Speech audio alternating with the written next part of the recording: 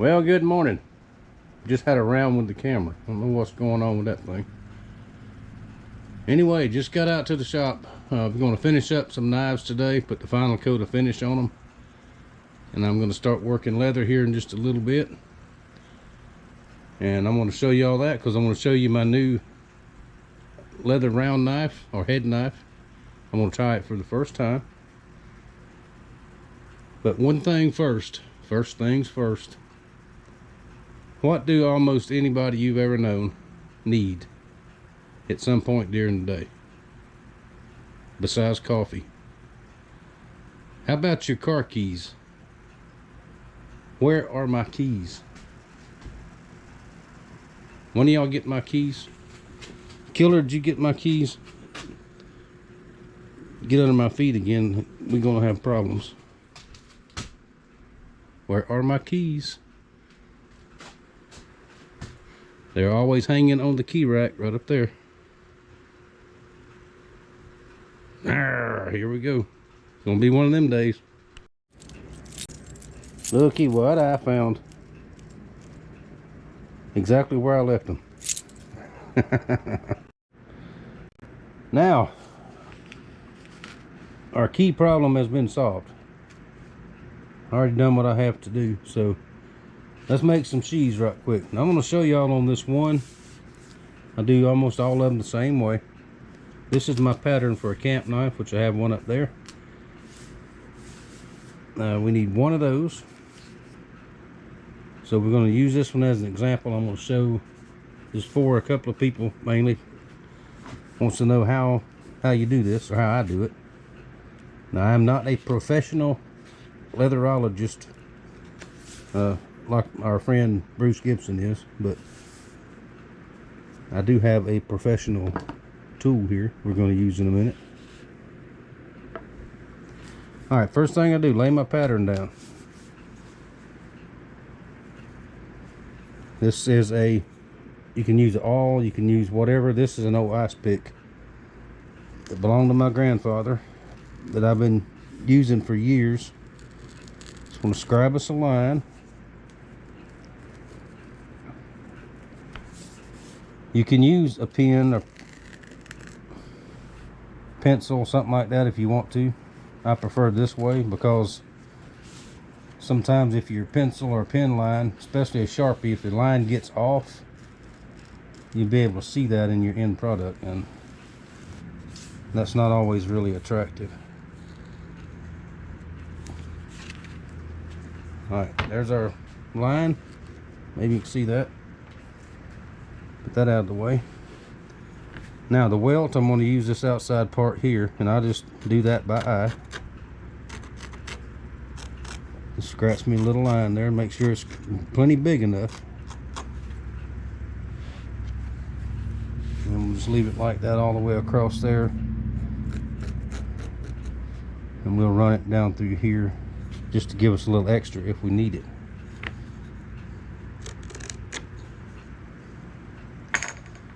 Now the next thing I like to do right here where it's going to fold over, where it's going to crease, take a little round hole punch, line it up right there, a little 8-ounce hammer, punch us a little hole right there.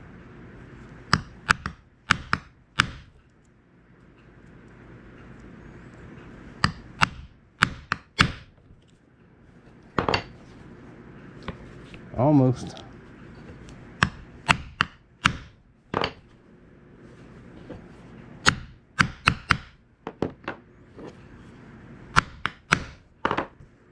think I need to sharpen that. Anyway, there we go. There's a round hole. Now what that's going to do when I cut it here, that's going to relieve that corner. It took me a long time to learn how to do that, but oh well. Now this, I went and splurged and bought me a brand spanking new, I think it was $5.99 Walmart cutting board.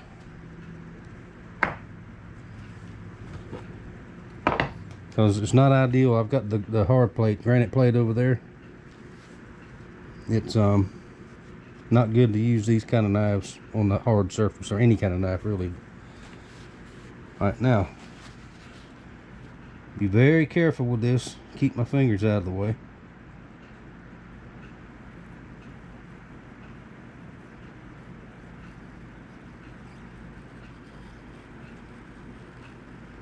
Just push it along like that.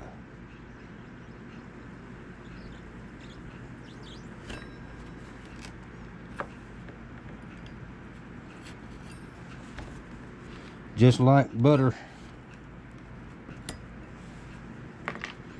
I've used one of these for years and years and years, and they work just fine.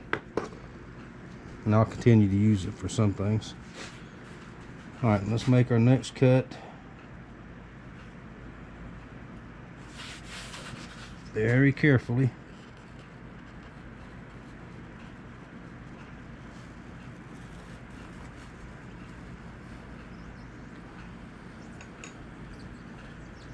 And I'll get faster with this as I get used to this knife. And this is the first time I've used it.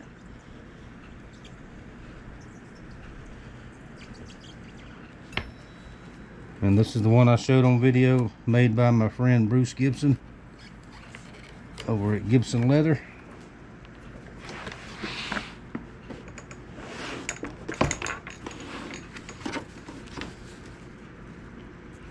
Okay, now we'll make our cut this way. Man, that thing is sharp. Okay, stop at the relief there.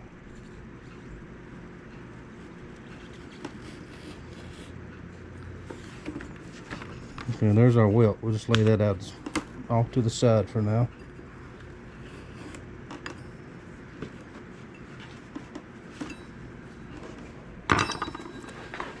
Alright, now let's make this cut so we don't have to turn the whole piece of leather.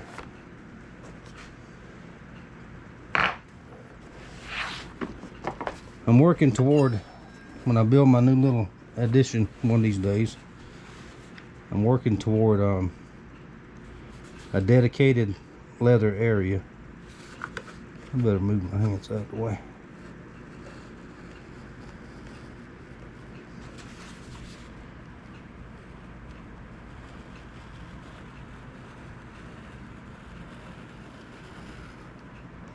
That. So we didn't quite go through down here.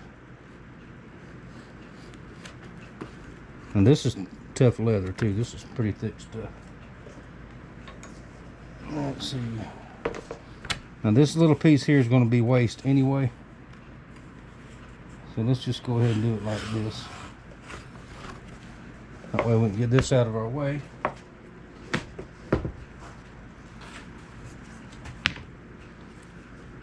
Let's see, let's go make our belt loop cut.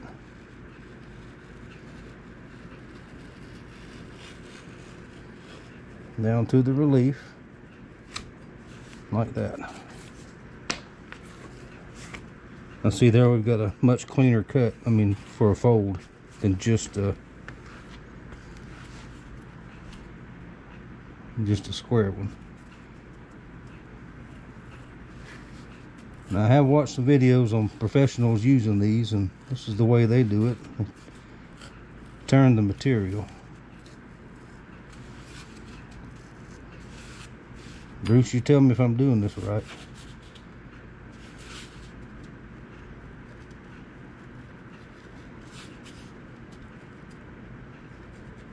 Off a little bit, that's all right.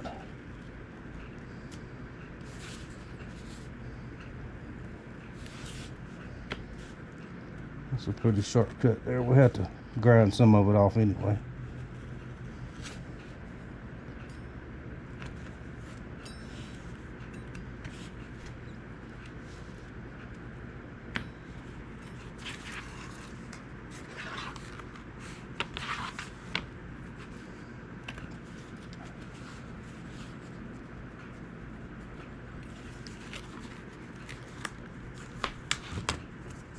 Like that.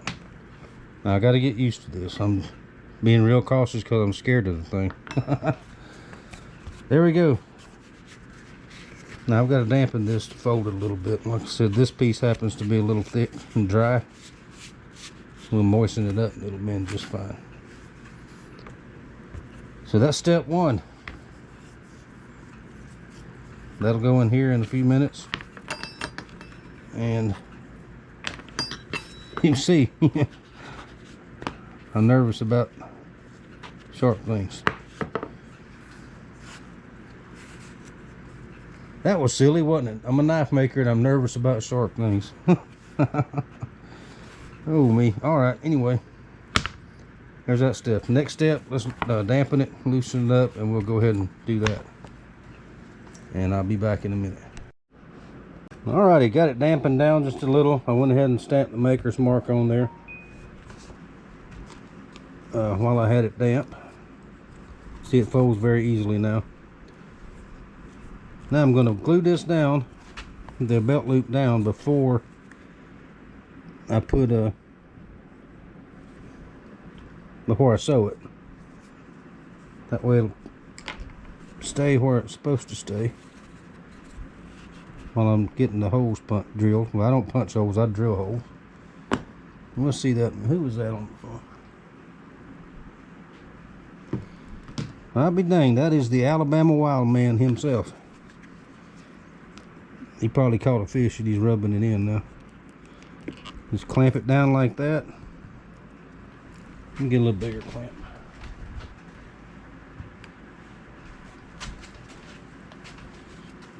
Just reach in there a little bit further than that one.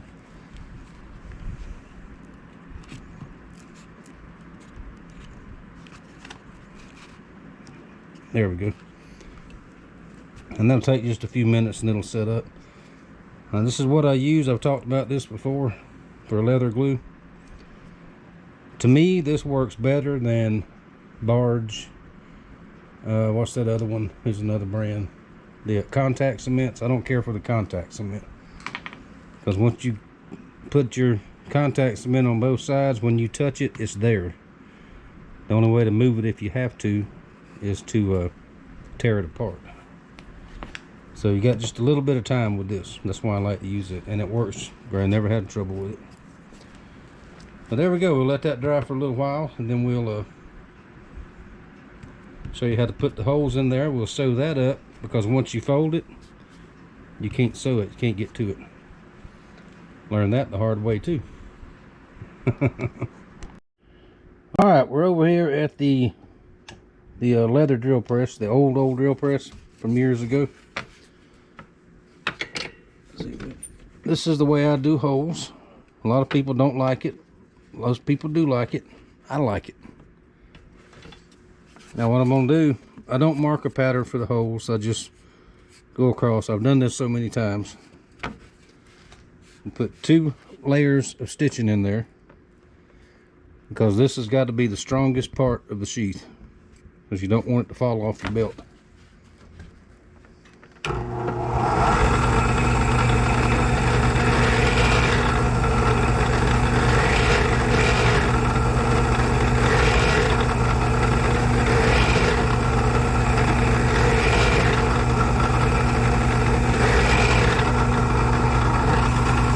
Bottom, and then we'll go straight across.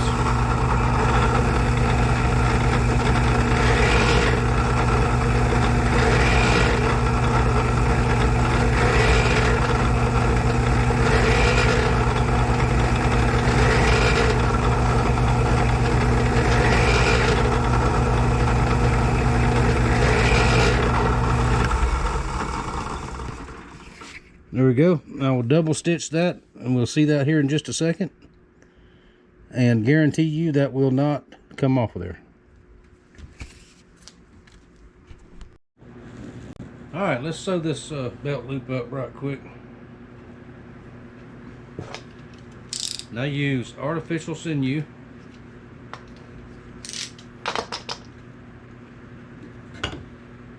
Very, very, very tough material. You can use a leather grade thread if you want to. Always avoid cotton. because cotton thread will, over time, will rot.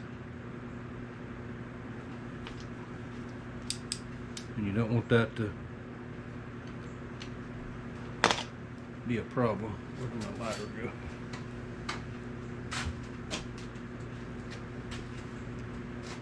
Now I double my thread, double the sinew. That's why you got a little bigger hole in the sheath. Melt that end right there, tie a knot in it and melt it.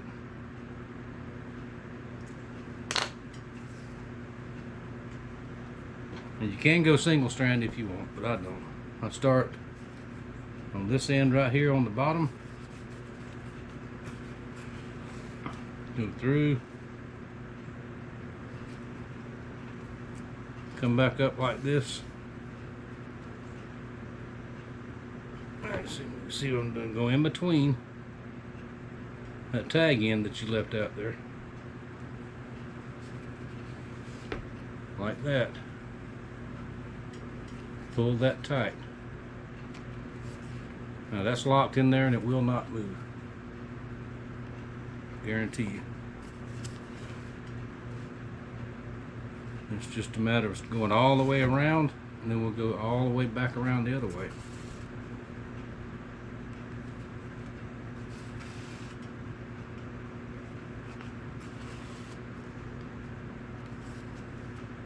Now machine sewing is very nice. If you had a good quality leather machine, I've seen them really inexpensive for the Chinese ones. They look like a good deal, but then I watched reviews on them, and people don't seem to like them. They're just cheap made, and a good leather machine is several $1,000s. So, and plus, I would rather, you got making something by hand, I would rather do it all by hand as much as you can. That's just my preference.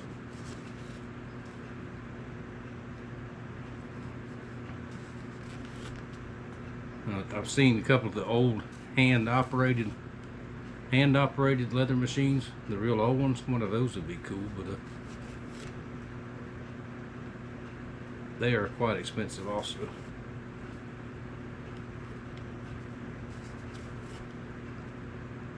And plus, it's another one of them things, I've done it this way for so long, I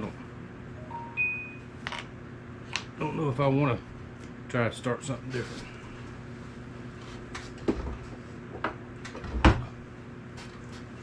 Sometimes you need your pliers to pull the needle through.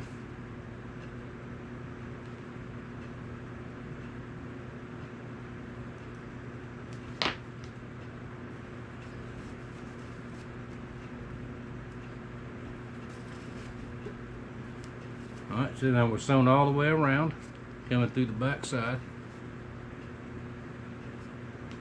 Come back through again.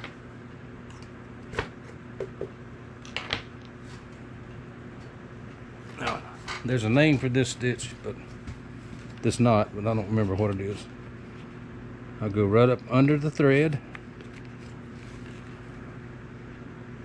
come back through it. Alright, tie a knot,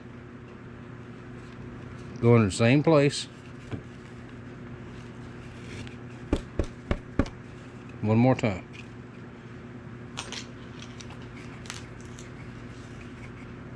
And we'll trim it. Leave that little tag right there.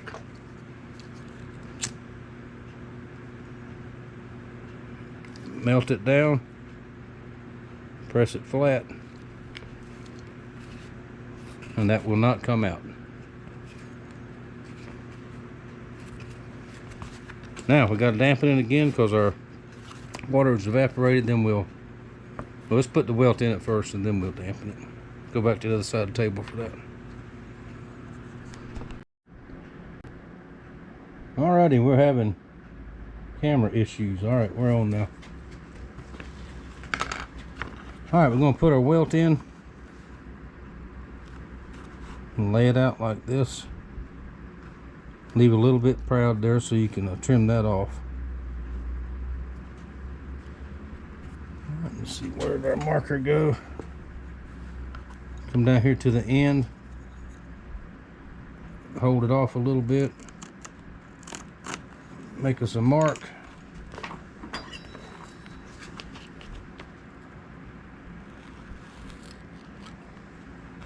Geez, that thing's sharp.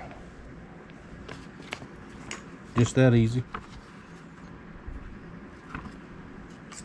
Now we'll put our glue here. Get one more clamp.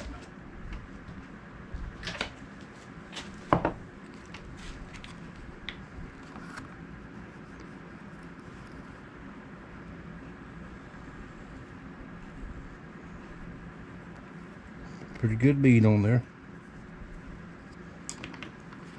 We'll let this side dry and then we'll do the folding and all that stuff.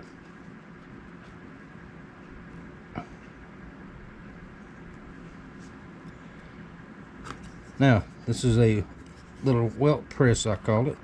Just a piece of wood. I cut out a whole bunch of them.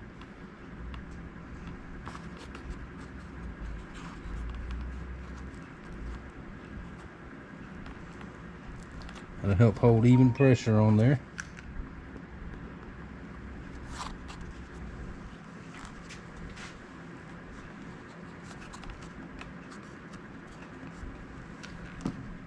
There we go. See, that's one of those times if you use contact cement, if you ain't perfect to start with, you can't hardly fix it. There we go. Now let that dry a little bit and we'll dampen the spine again. We'll fold it and glue it again. And then we'll trim it, mark it, punch the holes, and sew that part up. And then that sheath will be almost done. Now I've got 1, 2, 3, 4, 5 more to go.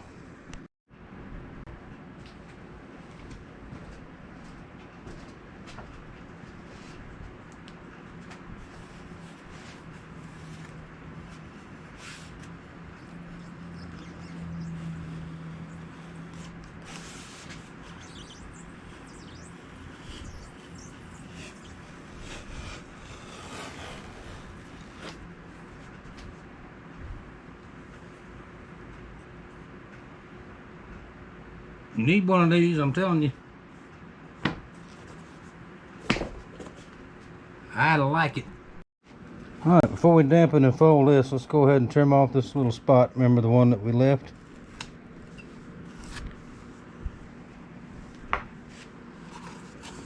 Got that trim flush so we don't have to bother with it. Now let's use a spray bottle. Don't want to saturate it, just get it damp. Work it a little bit. And we'll start to move.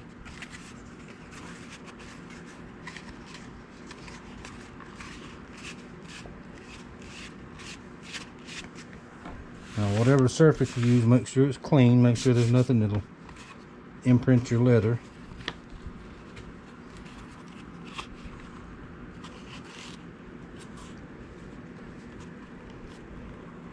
Make sure now this piece here, that'll get trimmed off too after it's all glued up. It's easier to trim it and make it match than it is to try to make it match and put it together, if that makes any sense. Alright, we'll put us another bead of glue on here.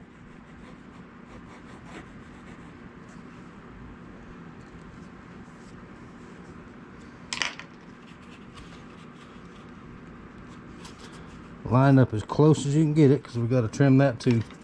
We'll trim that, unless it's a great big spot, we'll trim that on the sander over on the 4x36.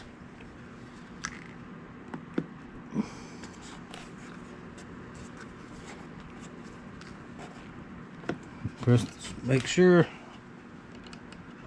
it is, make sure it's touching all the way down there. There we go. Let that dry. I'm working on another one over here. Same basic, same thing except smaller. And I got another one I've got to put some tooling on here in just a second. Alright, got it glued up here. Let's We'll trim off our little spot here.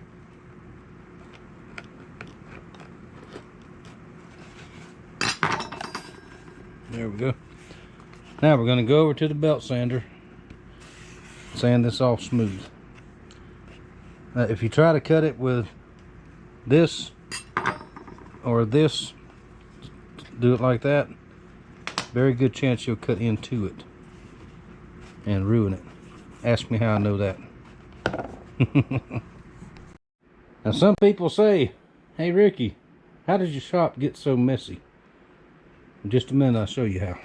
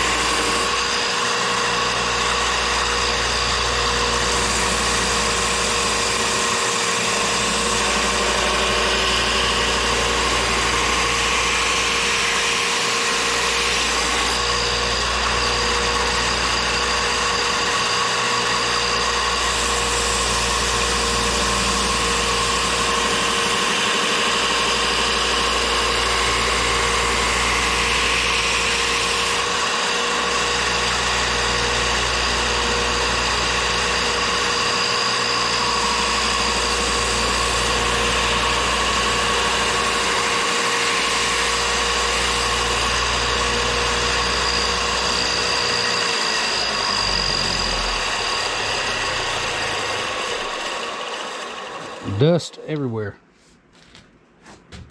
Now let's go here. Let's shut the camera off again to the granite plate. Let's see. Let's get over here where you can see. Alright, we're going to take an edging tool. Which one do I want? I just got this set not long ago.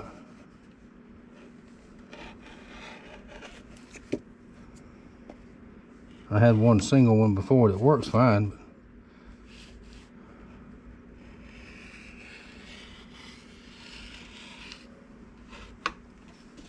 I'll trim off that.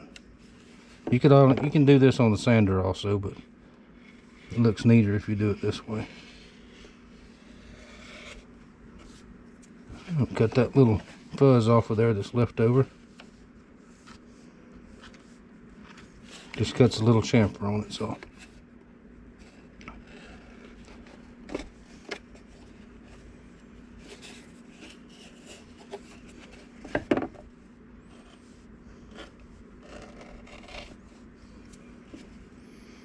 These are a little small.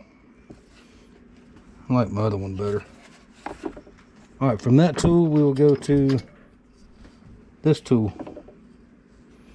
And what this is going to do is cut a groove down through here to show us where we need to put our stitches. Check the depth. Make sure you're setting this correct, and that looks pretty good.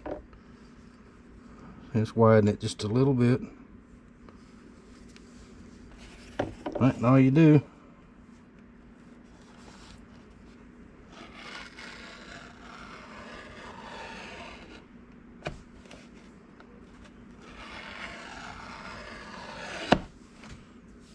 Alright, that leaves us a nice smooth line.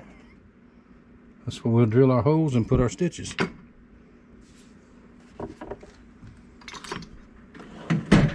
Alright, for this, back to the drill press exactly like we did a few minutes ago with this. And then we'll sit down and sew it up. And we'll oil dip it. Which I'll show you that process too. That's my way of doing it. So let's get inside here.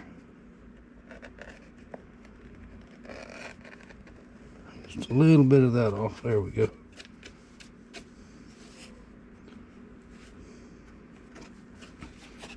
Now we're going to burnish all this too, so what little ravels is left over after it's oiled will go away.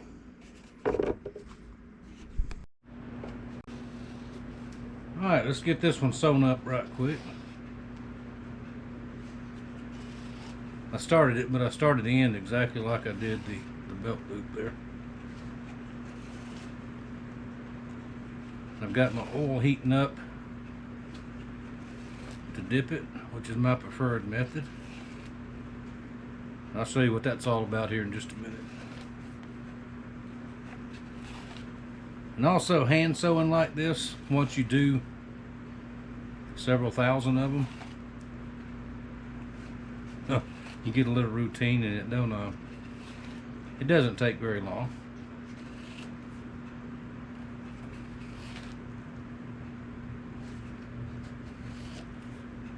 Okay, at the top, I'm starting back down on my stitches now. What I want to do is go back through the top again. That is actually going to be,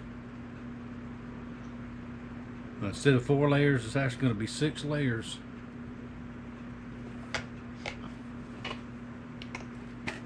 Of thread on that very top there, because that's where, as you take your knife in and out, that's where all the pressure is going to be.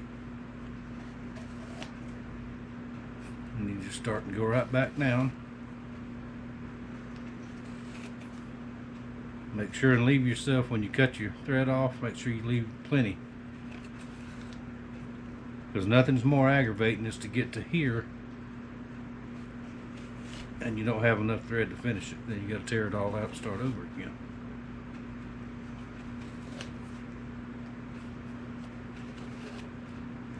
Yeah, I should have plenty. And then you save what's left over. I just leave it on the needle, and most of the time there's enough left to sew another belt loop. So you're not wasting material.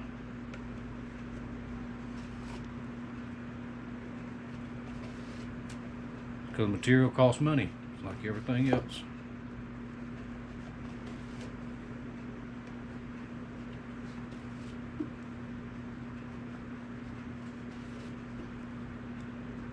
And also make sure your stitches are tight.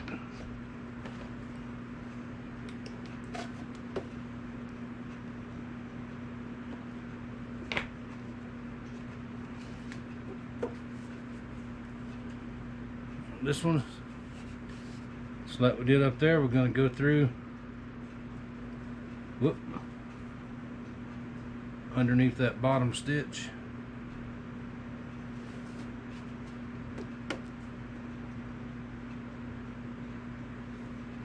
Go back under it again, come back through,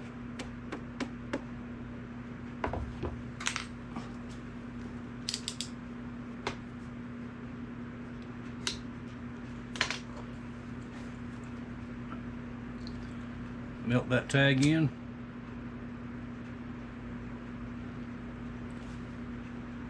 I press it down a little bit, flatten it.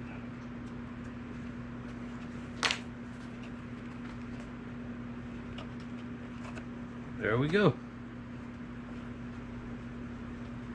Now let's go check the temperature of the oil, and we'll do that little process, and then it'll be ready for the knife.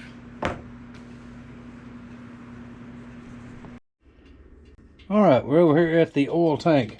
Now this is a neat's foot oil. It's just like that. I get mine at Tractor Supply. And a gallon lasts a good long time doing like I do. And it's not that bad expensive. It's like 20 bucks a gallon, but it lasts a long time. You can also add wax to this, like a slurry's wax or something. I've never done that, but you can. Now heat it up.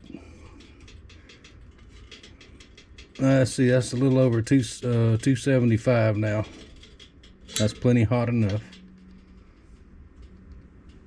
Do not tell Mama I have her candy thermometer.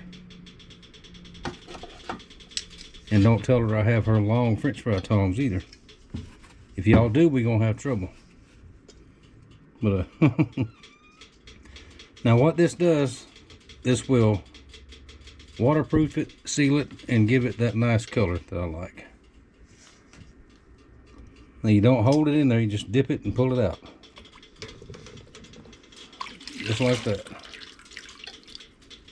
See that nice color? That's where that comes from. Now you can do the dyes and the fades and all that. That's neat stuff. And once I get enough room, another room onto this shop, I'm going to experiment with that kind of thing. I know somebody that can give me some pointers on that does very, very nice work. And there we go. Now I'm just going to hang it up over here on the nail and let it dry. And we're almost done. Alright, sheath is dried. It doesn't take but just 15-20 minutes. Unless you over soak it. Don't over soak it. Just in and out. Just like that. That's the way I do it. Now we're going to burnish the edges a little bit. This is a burnishing tool. It's in this little rotary tool here. This thing has only got one speed, or two speeds, off and on. And this tool will not fit my Dremel 3000, so that's why I got it in this one. Now, let's get a little bit loud, so watch your volume. It doesn't take but a minute.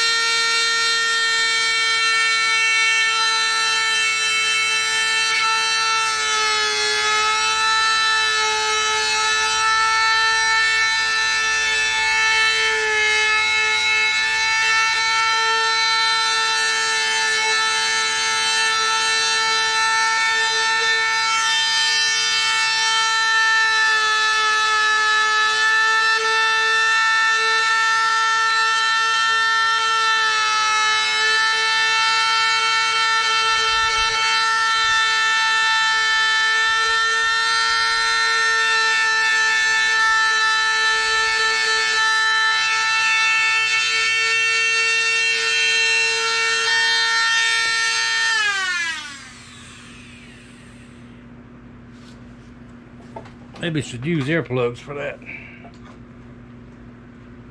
And I hang them up right there on my little Dremel tool tree. Alright, there we go. I don't know if the camera will pick it up, but what that does, that slicks that off, shines it up, and helps continue to seal it up. There's no rough edges. All that little dust stuff I told you about earlier, it's all gone. Last step. There's the knife that goes in there.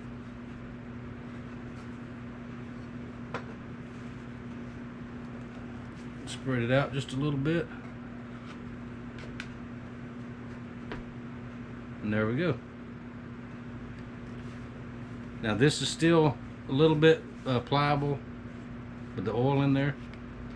Leaving the knife in there overnight, it will actually form itself to it, but it'll also stay good and tight in there. Well, there we go. That is how you make a leather knife sheath, the way I do it. Alright, hope you enjoyed that. I enjoy doing them, and I've got plenty more to do. This is Ryan, this is one of yours. I don't think I'll get everything done and get to the post office tomorrow. I thought today was Thursday all day long, but it's Friday. So there we go. My friend Bruce Gibson, GibsonLeather.com. I will leave a link for you. That is a very cool knife. Thank you very much.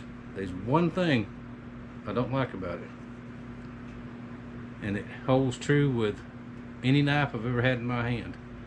This handle is beautiful, but it is so smooth and slick. unless I've got the technique wrong. I'm scared my hand's going to slip. So I would like to see and this is my personal opinion, I would like to see a little bit of grip in here, like checker and file, just a little bit of grip. I see knives all the time with these super slick, pretty beautiful handles. That's all well and good if you're not going to use that.